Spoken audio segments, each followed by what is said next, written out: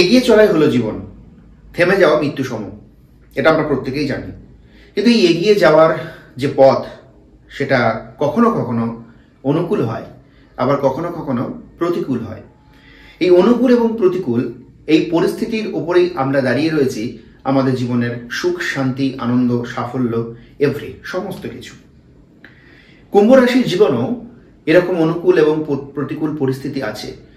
বেশিরভাগটা অনেকেই মনে করে যে প্রতিকূল পরিস্থিতি, কিন্তু আমরা যদি গভীরভাবে স্টাডি করি কেন এই প্রতিকূল পরিস্থিতি আসে। দেখুন, এই যে কুম্ভ রাশির ঘরে 3টি নক্ষত্র আমরা পাই।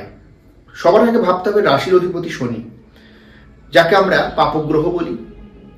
একই সঙ্গে আমরা এই যে শনির ঘর রয়েছে, যে কুম্ভ রাশির ঘর, যদিও শনির দুটো ঘর, একটা মকর রাশি এবং কুম্ভ রাশি। কুম্ভ রাশিটা কিন্তু পজিটিভ, এটা মাথায় রাখতে হবে। মকর রাশিটা নেগেটিভ। কিন্তু কুম্ভ রাশির ঘরে যে 3টে নক্ষত্র রয়েছে, একটা হচ্ছে ধনিষ্ঠা নক্ষত্র। এই ধনিষ্ঠা নক্ষত্র কি? ধনিষ্ঠা নক্ষত্র হচ্ছে মঙ্গলের নক্ষত্র। ভাবুন, মঙ্গল অগ্নিকারক গ্রহ এবং শনির সঙ্গে মঙ্গল অঙ্গারক যোগ। 2 নম্বর শতবিশা নক্ষত্র। শতবিশা নক্ষত্রের অধিপতি কে হচ্ছে? রাহু। ভাবুন, একদিকে শনি, একদিকে মঙ্গল, একদিকে রাহু, মিডিলে একটাকে পাওয়া যাচ্ছে যেটা হচ্ছে পূর্ব ভাদ্রপদ নক্ষত্র। এটা বৃহস্পতির নক্ষত্র। তবে বৃহস্পতিকে নিয়ে অনেকে একটু বদ্ধমূল বাজে ধারণা রয়েছে। বৃহস্পতি মানেই হচ্ছে অর্থ, বৃহস্পতি মানে সুখ, শান্তি, আনন্দ। না, এটা না। বৃহস্পতি মানে হচ্ছে জ্ঞানের কারক গ্রহ। যার জন্য দেখবেন এই যে রাশির মধ্যে এই কম্বিনেশনটা একটুখানি ভালো করে যদি ফলো করেন, দেখুন এই রাশির মধ্যে কি পাচ্ছি আমি? শনিকে পাচ্ছি পাপগ্রহ, রাহুকে পাচ্ছি সেও পাপগ্রহ, মঙ্গলকে পাচ্ছি অগ্নিকারক গ্রহ, এবং এমন একজনকে পাচ্ছি বৃহস্পতি, যার জ্ঞানে সমৃদ্ধ, অর্থাৎ এই রাশির মধ্যে জ্ঞান আছে। কিন্তু বিষয়টা কি, এই জ্ঞান অন্যরা নিয়ে সাফল্য সমস্ত কিছু পায়। অনেক সময় দেখি না যে কিছু কিছু শিক্ষক, তারা খুব ভালো, কিন্তু প্রচুর প্রাইভেট পড়িয়েছে, তার অনেক ছাত্রছাত্রী রয়েছে, তারা জীবনে চাকরি পেয়ে গেছে, কিন্তু সেই শিক্ষকটা পায়নি। এরকম বহু দেখা যায়। তাহলে এই যে বিষয়টা যদি আমরা একটু ভালো করে দেখি, কুম্ভ রাশির জীবনটা কিন্তু এরকম। তার মানে যে সবার এরকম তার কিন্তু নয়, বুঝতে হবে বিষয়টাকে। দেখুন, কুম্ভ রাশির আমি জাস্ট একটা উপমা দেওয়ার চেষ্টা করলাম যে কুম্ভ রাশির যে পরিস্থিতিটা, সেটা হচ্ছে প্রতিকূল পরিস্থিতিটা বেশি, মানে 70% প্রতিকূল পরিস্থিতি, 30% অনুকূল পরিস্থিতি। এবার আমার বা আমাদের যাদের ভাগ্যে জুটে যায় একটা অনুকূল পরিস্থিতি, তাহলে ডেফিনেটলি আমরা তো সাকসেস হবো। এটা তো তাদের কাছে মনে হবে অ্যাস্ট্রোলজি একটা ফালতু, কিন্তু তাদের কাছেও মনে হয় না যখন তিনি একটু খারাপ পজিশনে পড়েন তখন বুঝতে পারেন জিনিসটা কি। আর যদি তার প্রকৃত শিক্ষায় তিনি শিক্ষিত হয়ে থাকেন, ডেফিনেটলি এর গুরুত্বটা বোঝে। কেমন? এখানে একটা বোঝার আছে। দেখুন, দুঃখ বলুন, সমস্ত কিছুর কারক গ্রহকে, মানে কারণটা কি? যদি আমরা বৌদ্ধ দর্শনের দিকে একটুখানি উকিঝুঁকি মারি, তাহলে দেখবো যে বৌদ্ধ দর্শনে দ্বাদশ নিদানের একটা কথা বলা আছে। ঠিক আছে? যদিও আর্য সত্যর কথা বলা হয়েছে, 4টে আর্য সত্য, 4টে আর্য সত্যর মধ্যে আমরা সেখানে গিয়ে যদি দেখি আরেকটু ভালো করে, যে দ্বাদশ নিদান কিন্তু রয়েছে। দ্বাদশ নিদানে সেখানে 12টা মানে দুঃখের কারণ সেখানে বর্ণনা করা হয়েছে। তার মধ্যে মূল হচ্ছে অবিদ্যা। এই অবিদ্যা মানে কি? অবিদ্যা মানে কোনো একটা বিষয়ে যদি আমরা একটু আধ্যাত্মিক লেভেলে যাই, সেটা একটা অন্যরকম হয়। আমি জাস্ট একটা, আমার মাথায় এই মুহূর্তে একটা ওই রিসেন্ট একটা ঘটনাকে নিয়ে আমি জাস্ট উপমা দিয়ে আমি আপনাদেরকে বোঝাতে পারি। যেমন ধরুন, খুব এখন দেখবেন একটা ভিডিও খুব দেখা যাচ্ছে, একটা হচ্ছে বিনোদ কাম্বলে, একজন পূর্বের আমাদের ক্রিকেটার ছিলেন, এবং যে সময় সচিন তেন্ডুলকার খেলতেন সেই সময়কারী, তার বন্ধু বলতে পারেন বা তার সহযোদ্ধা বলতে পারেন, সহকর্মী বলতে পারেন। তাকে দেখা যাচ্ছে মাত্র 52 বছর বয়সে তিনি একদম বয়স্ক হয়ে গেছেন এবং খুব দেউলিয়ার মধ্যে পড়ে গেছে। বিভিন্ন রকম অভাব, শারীরিক পরিস্থিতি ভালো না। আবার একদিকে দেখুন তারই পাশে রয়েছে সচিন তেন্ডুলকার, এবং তাকে দেখা যাচ্ছে তিনি তো সাফল্যের উচ্চতম শিখরে দাঁড়িয়ে রয়েছে, একই বয়সের ব্যক্তি। কেমন? তাহলে বিষয়টাকে বুঝতে হবে সুযোগ কিন্তু দুজনে পেয়েছে, একজনের সুযোগটা কাজে লাগিয়েছে, আরেকজনের সুযোগটাকে কাজে লাগাতে পারেনি। তার অনিয়মিত জীবনযাপন বা কিছু ঠিকঠাকভাবে মেনটেন না করলে, জীবনটাকে তো মেনটেন করতে হয় অনেক কিছু, সেটা ঠিকঠাকভাবে যদি ঠিক পথে না চলা যায় তাহলে জীবন কিন্তু ভাগ্যও সাথ দেয় না, এটা মাথায় রাখতে হবে, ভাগ্য কিন্তু সাথ দেয় না। এবার এই যে আমি যে কথাটা বললাম, আমার কাছে এখানে একটা শিক্ষামূলক বলে মনে হয়েছে, শুধু আমার কাছে না, হয়তো বহুজনের কাছে শিক্ষামূলক মনে হয়েছে। এই জায়গা থেকেও যারা যারা শিক্ষা নিতে পারবো না, তারাই অবিদ্যার ব্যাপারটা বুঝে যাবে, তারা হচ্ছে অবিদ্যার মধ্যে রইল। আমি খবর পেয়েছি, আপনি খবর পেয়েছেন, আপনি যদি এই জায়গা থেকে শিক্ষা নিতে পারেন তাহলে আপনার বিদ্যা হলো, জ্ঞান হলো, আর যদি আপনার না হয় তাহলে অবিদ্যায় রয়ে গেল। আর এই অবিদ্যাটাই হচ্ছে দুঃখের মূল কারণ। আমি জাস্ট একটা রিয়েল উপমা দেওয়ার চেষ্টা করলাম, যদিও এর আধ্যাত্মিক ব্যাখ্যা আলাদা। সেখানে হচ্ছে আধ্যাত্মিক জ্ঞান, আধ্যাত্মিক জগৎ, সেই জগতের জ্ঞানের কথা বলা হয়েছে, অর্থাৎ ব্রহ্মজ্ঞানের কথা বলা হয়েছে। যার মধ্যে ব্রহ্মজ্ঞান নেই সে হচ্ছে অবিদ্যার মালিক, আর যার মধ্যে ব্রহ্মজ্ঞান রয়েছে সে হচ্ছে বিদ্যার মালিক। এখন প্রশ্ন হচ্ছে, আমার আপনার মতন সাধারণ মানুষ আমরা ব্রহ্মজ্ঞানীর অধিকার কোনোদিন হতে পারবো না, কিন্তু তার চেষ্টা করতে পারি, সেই চেষ্টা থেকে কিছু কিছু কিছু কিছু একটা জ্ঞান আমরা পেতে পারি, সেটা একটা খুব অল্প সংখ্যক, সেটাও কম না, বিরাট। এখন এইটাই হচ্ছে আমাদের মধ্যে ধরে নিতে হবে। প্রতিটা মুহূর্ত, প্রতিটা পরিস্থিতি একটু শান্ত থেকে যদি আমরা প্রত্যেকের কাছ থেকে শিক্ষা লাভ করতে পারি, খারাপ মানুষের কাছ থেকেও শিক্ষা পাওয়া যায়, আবার ভালো মানুষের কাছ থেকেও শিক্ষা পাওয়া যায়। শুধু ভালো মানুষের কাছ থেকে যেমন শিক্ষা নেওয়া যাবে না, এটা কিন্তু মাথায় রাখবে। আমরা সবসময় ভালো যে তার কাছ থেকে শিক্ষা নিই না, যে খারাপ পজিশনে রয়েছে, যে দুঃখে রয়েছে, যে সাফল্য পায়নি, তার কাছ থেকেও কিন্তু শিক্ষা নেওয়ার রয়েছে। তো আমার মূল কথা এটাই, যদি আমরা জ্ঞানটাকে অর্জন করতে পারি, আমরা সবসময় বুঝি, আমরা এটা ভাবি যে একটা স্টোন ধারণ করবো ভাগ্য বদলে যাবে, একটা এটা করবো হয়ে যাবে ভাগ্য, এরকম হয় না। ভাগ্য বদলে নিজের কর্ম করতে হবে, তবে সাফল্যের উচ্চতম শিখরে পৌঁছানো যাবে। সচিন তেন্ডুলকর সুযোগ পেয়েছিলেন, বিনোদ কাম্বলেও সুযোগ পেয়েছিলেন। তিনি প্রতিটা মুহূর্ত নিজেকে তৈরি করেছেন, নিজের সুখ ঐশ্বর্য সমস্ত কিছু যেটুকু নেবার সেটুকু নিয়েছেন, আর বাকিটা উনি নিজের পরিশ্রমে, নিজের কিভাবে ডেভেলপ করা যায় সেদিকে ফোকাস দিয়েছে। ঠিক আছে, বিরাট ব্যাপার। আর একজন ভোগ সুখের দিকে বেশি নিমজ্জিত হয়ে গেছে, যার ফলে আসল জিনিসটা হলো না। তার মানে প্রতিটা মুহূর্ত আমাদের সংগ্রাম করতে হবে। সাকসেস পেলেও ওই সাকসেসে বসে থাকলে হবে না, সেই সাকসেসের থেকে আমি আবার কিভাবে আরো ডেভেলপ করতে পারি সেইটার দিকে তাকাতে হবে। আর এই জ্ঞানই হচ্ছে আমাদের জীবনের সবকিছুর সাফল্যের মূল চাবিকাঠি। বাট আমরা এই যে আমি এতক্ষণ বললাম, অনেকের কাছে ভাট বলে মনে হচ্ছে, যার কাছে ভাট সে কিন্তু অবিদ্যার অন্ধকারে নিমজ্জিত হবেই হবে, কিছু করার নেই।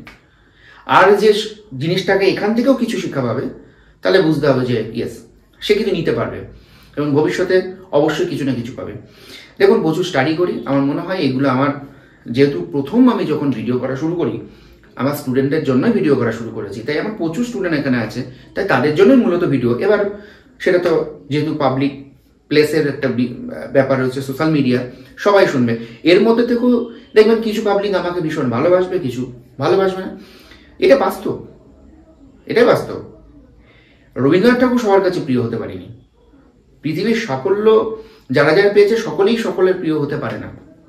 আমি তো কোন ছাড়, মানে আমি তো একটা সাধারণ, মানে একজন খুব অল্প একজন সাধারণ মানুষ। ঠিক আছে, আমাদের মতন মানুষকে কতজন খারাপ ভাবতে পারে, কতজন, এর মধ্যে থেকেও আবার কিছু মানুষ ভালো ভাবতেই পারে, এটা বাস্তব। যে ভালোটা নেবে সে ভালো, যে খারাপটা নেবে সে খারাপ। এখন এটাই বোঝানোর চেষ্টা করলাম যে দেখুন, আমাদের জীবনটা চক্র, জীবন চক্র বলা হয়, চাকার মতো। চাকার উপরের অংশ যখন থাকে সে কিন্তু প্রেশারটা বোঝে না, কষ্টটা বোঝে না। চাকার নিচের অংশ যখন থাকে সে কষ্টটা বোঝে। তাই কিছু সময় আমাদের কষ্ট হবে, কিছু সময় আমাদের ভালো আসবে। যারা আজকে কষ্ট রয়েছে তারা নেক্সট ভালো আসবে, এটা বাস্তব। কিন্তু এই কষ্টের সময় তাকে যে শিক্ষাগুলো দিয়ে যাবে, সেই শিক্ষাগুলো কিন্তু তাকে অর্জন করে জীবনে যাতে সেই ভুলগুলো সে না করে তার জন্য প্রস্তুত থাকতে হবে। কিন্তু সে একই ভুল যদি সে বারবার করে তাহলে তাকে বোকাই বলা হয়। এবার কি, এই যে সাড়ে 7 চলছে আপনাদের, এই 7.5 থেকে প্রচুর শিক্ষা পাওয়া যায়। যেমন এখন মকর রাশির জাতক জাতিকার 7.5 শেষ হতে চলছে 29 মার্চের পর, তারা বিশাল অভিজ্ঞ, এবং এই অভিজ্ঞতা তো যদি মকর রাশির জাতক জাতিকা হোল লাইফ খাটায় জীবনে, তাহলে তাদের আর জীবন দেখতে হবে না, ডেফিনেটলি ভালো পজিশনে দাঁড়িয়ে যাবে। একই সঙ্গে কুম্ভ রাশির জাতক জাতিকা যেই এই 7.5 5টা বছরে শিখলেন, এই শিক্ষাটা যদি আগামী দিনগুলোতে কাজে লাগাতে পারেন, অনেকে পারে অনেকে পারে না। এখন বলবেন এই আর কি শিক্ষা কাজে লাগাবো, না, প্রত্যেকটি মানুষের সঙ্গে কথা বলা, প্রত্যেকটি মানুষের সঙ্গে যে জ্ঞানগুলো পাওয়া, প্রতিটা পদক্ষেপে যে ভালো বা মন্দ শিক্ষাগুলো নিচ্ছি, সেগুলোর প্রত্যেকটা থেকে আমরা কিন্তু শিক্ষা নিতে পারি। যেটা পড়ছি সেখান থেকেও শিক্ষা লাভ করতে পারি, এভরি সমস্ত কিছু থেকে। আর সেগুলো হয় কিন্তু আমাদের ব্রেন।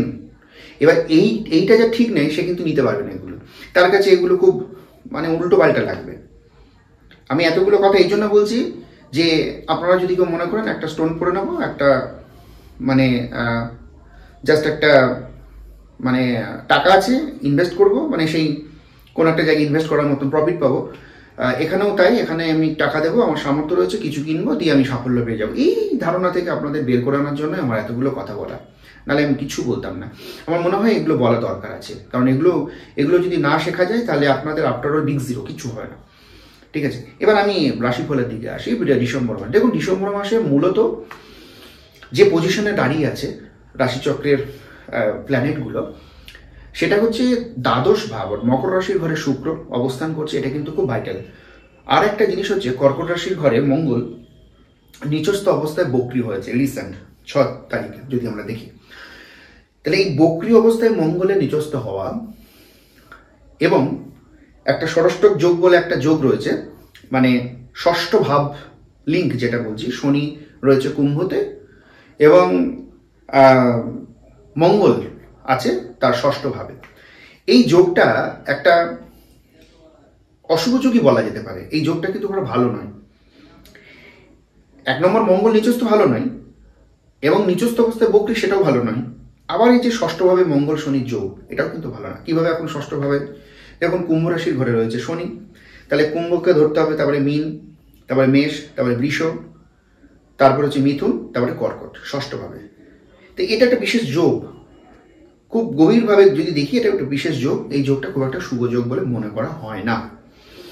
এই যোগে কি হবে, এই যোগে চোট আঘাত লাগার সময় থাকে এবং আমাদের শরীর ইমিউনিটি পাওয়ার অনেকটা কমে যায়।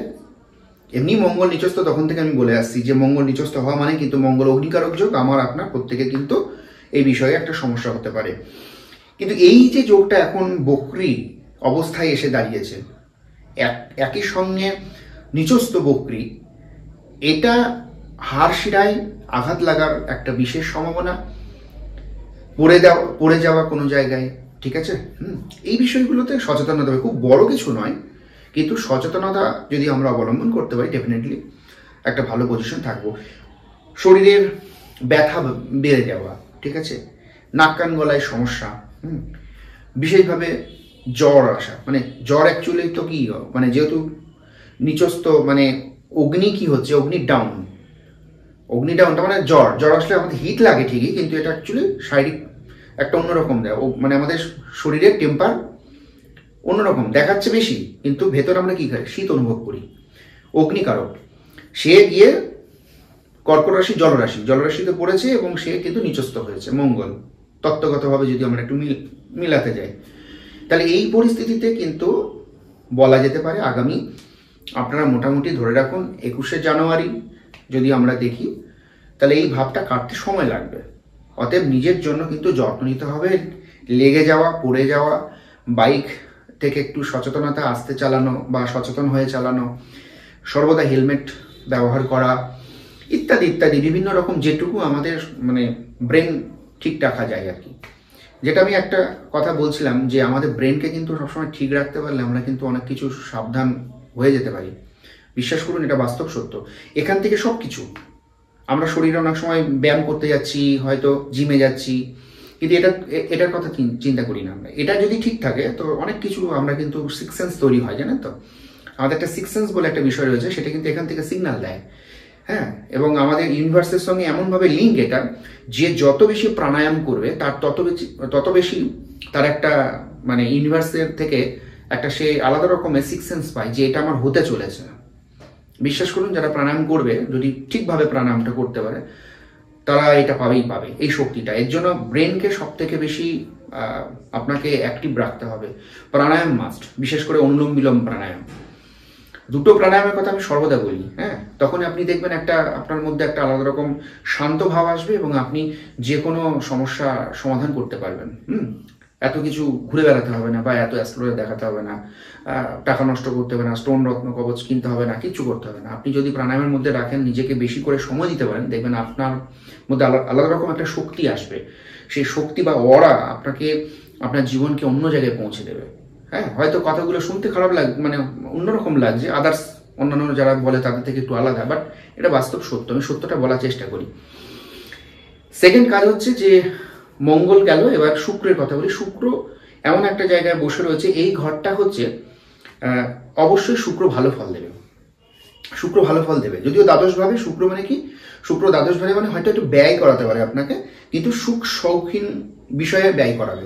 অর্থাৎ বাড়িতে কিছু আপনি ভালো কিনে আনলেন, হ্যাঁ, কিছু কেনাকাটার দিকে, সেটা আপনার অবশ্যই সেটা কামনা বাসনা জড়িত থাকবে সেখানে। হ্যাঁ, সেখানে কোনো গোল্ড আইটেম হতে পারে, সেখানে কোনো আসবাবপত্র ভালো বা সুখ শান্তি আনন্দের কিছু কিছু জিনিস গিফট আপনাকে কিনতে হচ্ছে, এই বিষয়গুলো দেখায়। এবং এখানে কিন্তু একটা আলাদা রকমের ভালো একটা ফল দেয়। হ্যাঁ, শুক্র কিন্তু এই জায়গাটা ভালো ফল দেবে। একদিকে মঙ্গল তার ঠিক সমসপ্তমে অবস্থান করে, কর্কটে অবস্থান করে খারাপ ফল দিচ্ছে, কিন্তু শুক্র আবার কিন্তু ভালো ফল দেবে এখান থেকে, এটা মাথায় রাখুন। বুধ রয়েছে আপনাদের দশম ভাব, বৃশ্চিক রাশির ঘর।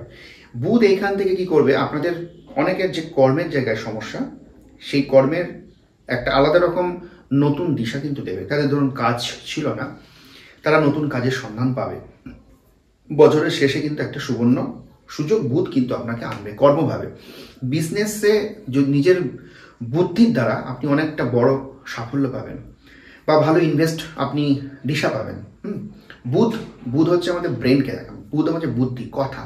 আপনার কথার দ্বারা, আপনার বুদ্ধির দ্বারা, আপনার বিদ্যার দ্বারা আপনি কিন্তু অনেক বড় একটা প্রজেক্ট এগিয়ে নিয়ে যেতে পারবেন, বা কোনো একটা ইনভেস্ট আপনি করবেন যখন, সেটা কিন্তু ডেফিনেটলি সেই জায়গাটা আপনার জন্মছকেও কিন্তু বুধকে ভালো থাকতে হবে, এটা মাথায় রাখুন। বুধ যদি ভালো না থাকে তাহলে হয়তো এই জায়গাটা আপনার অতটা অনুকূল নয়, এটা মাথায় রাখতে হবে। অতএব বিজনেস বলুন বা নতুন চাকরির বলুন, হ্যাঁ, সেটা প্রাইভেটের দিকে বেশি, এবং বা সরকারি নতুন কিছু পাওয়া, যে কোনো কিছু হোক, দিশা পাবেন বুধের এই দশমভাবে। যাদের যাদের বুধ ভালো আছে জন্মছকে, বোঝা গেল। এখন এখানে একটা বিশেষ ইম্পর্টেন্ট জায়গা, সরি, সেটা হচ্ছে কেতু রয়েছে অষ্টমে। কিন্তু অষ্টমে থাকলেও কেতু কিন্তু একটা নক্ষত্র পেয়েছে, এটা যে রবির নক্ষত্র প্রবেশ করেছে। রবির নক্ষত্রে যখন প্রবেশ করেছে, সপ্তম ভাবকে কিন্তু কানেক্ট করেছে। সপ্তম ভাবকে যখন কানেক্ট করছে, তার মানে কিন্তু এখানে আপনার কিছু সম্মানহানি বা কিছু শত্রুতা, কিছু আপনার কিছু একটা ঘটনা, এমন কিছু যে ঘটনাগুলো আপনি করলেন না, কিন্তু আপনি পরিস্থিতির শিকার হলেন। কেতু কিন্তু ড্যামেজ করে, বিশেষ করে দাম্পত্য জীবন বলুন বা আপনার ব্যবসায়িক জায়গায়, এই জায়গায় কিন্তু সচেতন থাকতে হবে। গুপ্ত শত্রুতা, কেতু গুপ্ত শত্রুতা আনে, তো ওই জন্য বলছি ব্যাপারটা। আপনি জানতেই পারলেন না, কিন্তু আপনার মধ্যে কিছু, সেটা আইনি জটিলতায় একটা চলে যাওয়া, কিংবা আপনাকে মানহানির জায়গায় নিয়ে যাওয়া, এরকম একটা পরিস্থিতি কিন্তু কেতু করতে পারে। দেখুন, এর প্রত্যেকটার কিন্তু রেমেডি আছে, আমি রেমেডি অবশ্যই বলে দেবো শেষ পর্যন্ত দেখলে আমি, এবং সেটা যদি বিশ্বাস করে আপনারা করতে পারেন, ডেফিনেটলি আপনাদের ছুটে বেড়াতে হবে না। প্রত্যেকটা রেমেডি আমি বলছি।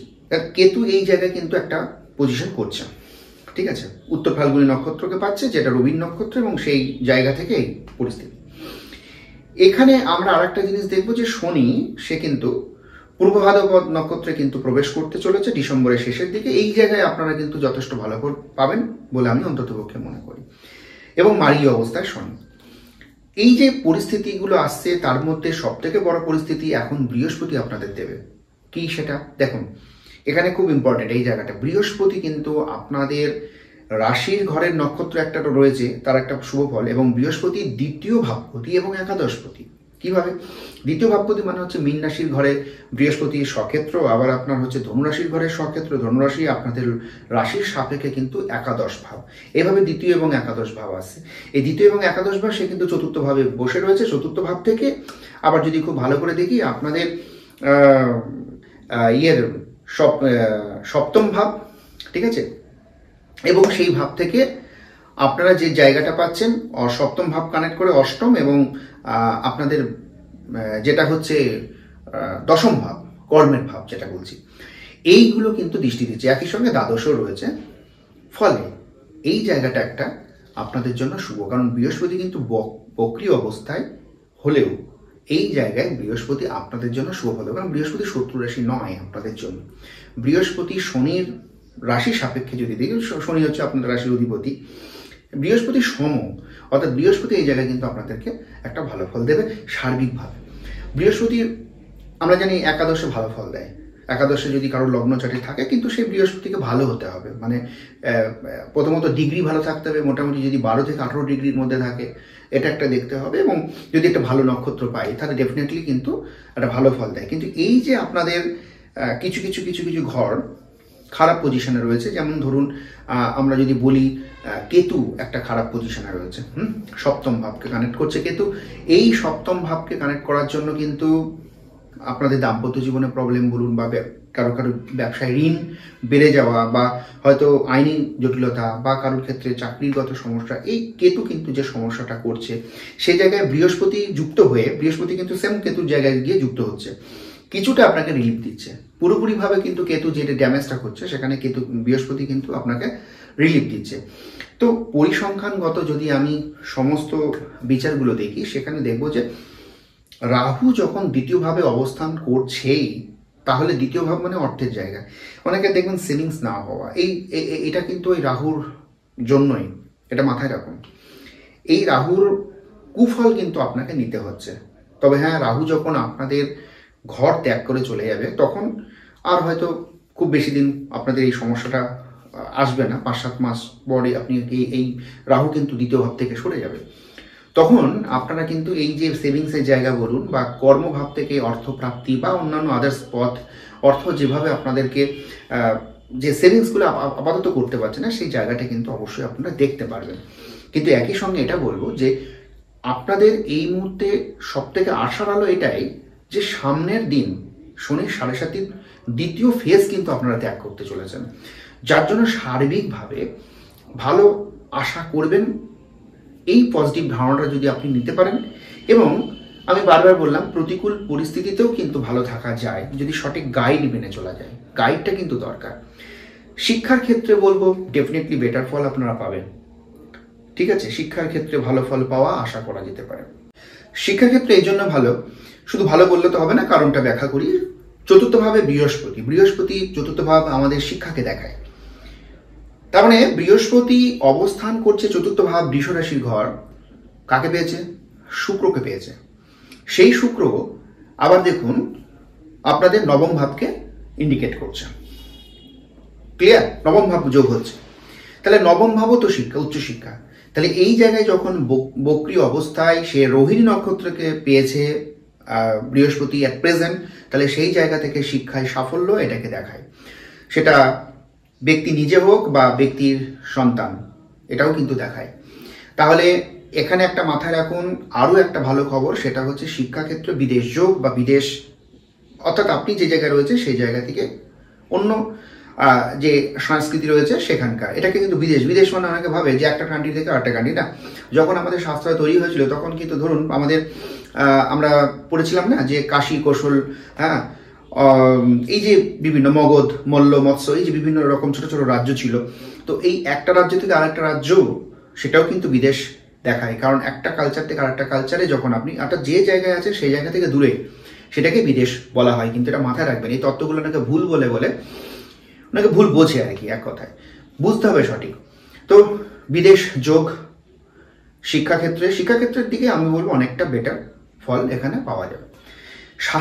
স্বাস্থ্য নিয়ে কিন্তু সমস্যা আছে, কারণ মঙ্গল নিচস্থ এবং সেটা ষষ্ঠ ভাব রিলেটেড, ষষ্ঠ ভাব আমাদের স্বাস্থ্যকে দেখায়, ক্লিয়ার?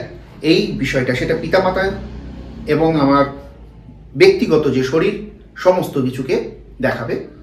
এই মঙ্গল অগ্নিকারক গ্রহ, অর্থাৎ মঙ্গল সেখানে ডাউন মানে সেখানে ইমিউনিটি পাওয়ার কমে যাওয়া এবং চোট আঘাত লাগা ইত্যাদি বিভিন্ন রকম সার্বিকভাবে এবং শতবিশা নক্ষত্র যদি থাকে তাহলে সেটা দেখুন এখানে ব্যাপার রয়েছে, এখানে অনেকগুলো, এগুলো সবার কিন্তু একই রকম হবে না কিন্তু। অবশ্যই চোট আঘাত লাগাটা তো মঙ্গল শনি মঙ্গল ষষ্ঠ ভাবে যোগ, এটা একটা মেনে নিলাম, কিন্তু এছাড়াও নক্ষত্রগতভাবে ফল আলাদা আলাদা দেয়। ধনিষ্ঠা নক্ষত্র সে আবার মঙ্গলের ফলটা দেবে, যদি শতবিশা হয় তাহলে সে রাহুর নক্ষত্র ফল দেবে, মানে রাহু অনুযায়ী ফল দেবে। আর কি যদি সে পূর্বভাদ্রপদ নক্ষত্র হয় তাহলে সে বৃহস্পতি আমাদের হার্ট এবং লিভারগত সমস্যাকে দেখায়। রাহু কি করবে, রাহু মাইগ্রেন, মাথায় আঘাত, ঠিক আছে, এই মুখমণ্ডলগত সমস্যাকে রাহু দেখাবে। আবার যদি মঙ্গলের মধ্যে হাড় শিরাকে দেখাবে। এইগুলো কিন্তু মাথায় রাখবেন, এক একটা এক এক রকম ভাবে, সবার এক নয়। এবার প্রেম এবং বিবাহ, দেখুন প্রেমের জায়গায় বলবো যে অবশ্যই একটা এখানে সচেতনতা জরুরি রয়েছে, কারণ এখানে মাথায় রাখুন যে আপনাদের যে পঞ্চম ভাব সে কিন্তু আপনার কর্মের দিক থেকে একটা ভালো সাফল্য যেমন দেবে, প্রেমে কিন্তু একটুখানি কি বলবো ম্যাল অ্যাডজাস্টমেন্ট পাবেন। কারণ বুধ যখন একাদশ ভাবে যাবে আপনাদের রাশি সাপেক্ষে, তখন আপনি আবার, অর্থাৎ আপনি জানুয়ারি ফার্স্ট উইক ধরতে পারেন, জানুয়ারি ফার্স্ট উইক, কিন্তু এই মুহূর্তে কিন্তু একটু ম্যাল অ্যাডজাস্টমেন্ট থাকবে, কারণ বুধের দশম ভাব এখানে কর্মভাবকে ইন্ডিকেট করবে, প্রেম ভাগ্যকে নয়। তার জন্য প্রেম ভাগ্য এখানে ম্যাল অ্যাডজাস্টমেন্ট। অবশ্য হাজব্যান্ড ওয়াইফের মধ্যে সম্পর্ক বলুন, দাম্পত্যগত, সে জায়গায় হয়তো কিছুটা ইম্প্রুভমেন্ট দেখা দেবে, কিন্তু কেতু থাকার জন্য পুরোপুরি এখানে বলা যায় না। বা যারা ডিভোর্সের জন্য চেষ্টা করছেন তাদের জন্য অবশ্যই একটা সঠিক সময়, এটা মানতে হবে, কারণ এই জায়গায় কেতু কি করে, কেতু ডিটাচ করে। কেতু যখন সপ্তমভাবে পুরোপুরিভাবে চলে আসবে, এখন তো সপ্তমভাবে কিছুটা লিঙ্ক পাচ্ছে, কারণ সে উত্তর ভাবে নক্ষত্র পেয়েছে মাত্র বলে, কিন্তু পুরোপুরিভাবে কিন্তু সেই জায়গাটা ডিভোর্স আসবে না, কিন্তু কিছুটা আপনি সেই জায়গার টাচ পাবেন। হ্যাঁ, পুরোপুরি রিলিফ নয়, কারণ কেতু যখন সপ্তমভাবে পুরোপুরিভাবে আসবে, কুম্ভ রাশির ক্ষেত্রে ডিভোর্সের চোখ পুরোপুরিভাবে প্রবলভাবে তৈরি হবে, এটা কিন্তু মাথায় রাখবেন। অতএব এই জায়গাগুলোকে যদি আমরা ঠিকঠাকভাবে দেখি তাহলে প্রত্যেকটা এক একটা প্ল্যানেট এক একটা রকমভাবে আমাদেরকে ফল প্রদান করে।